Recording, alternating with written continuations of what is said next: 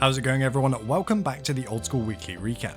Let's take a look back at the past 7 days. This week's game update included the first batch of quality of life content from the latest content poll. If you've completed the RD Medium Diary, Wizard Crompety now has a right-click claim option so you can easily grab your daily Pure Essence. Enchanting Salve amulets now provides a Make X interface, so no more spam clicking required. If you have the escape key set to close your current interface, it will now work for both the world map and the welcome screen.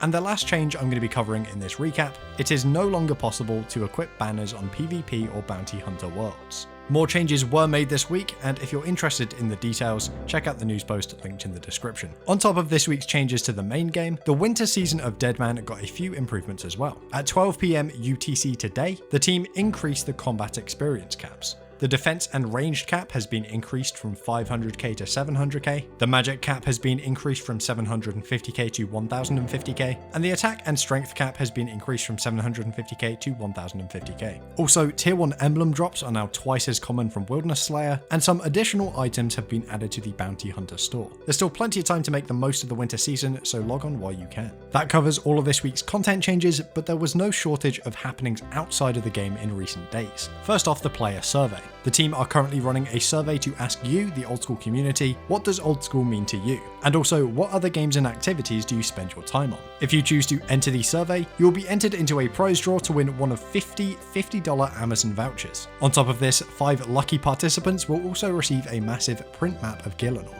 If you're interested and you would like to impact the future of Old School, check your email inbox. The email will address you by your display name and will contain a unique link to the survey. On Thursday this week, Jagex made an announcement in a news post. I'm not going to be covering it in this video, instead I'd suggest you go and give it a read on the Old School website. You can find a link to this in the description. RuneFest is just around the corner, taking place on October 5th and 6th. As such, the nominations for the Golden Gnome Awards were released earlier this week. Up for OSRS Video of the Year, we have Guns Chili with Hardcore Iron Man Episode 0, Jakiosaurus with Taking a New Bossing, Kemp Q with Reborn from the Ashes, the 19 Combat Fire Cape, and Tanzu RS and Vitoso, Old School's biggest challenge. Up for Best New OSRS Video Maker is Caveman Only, Ditterbitter, Kemp Q and Shapurka, and up for Best OSRS Video Maker we have Framed, Slayer Music 1, Tanzu RS and Vitoso, and Torvesta. Moving on to the Streaming Awards, nominated for the Best New OSRS Streamer we have Abyss, Lake, Perp and Saphiro, and for Best OSRS Streamer we have Boaty, Foe, MMORPG RS, and Sick Nerd. Finally, the Art Awards. Up for Best Artistic Creation we have Beats by Tickle for RuneScape,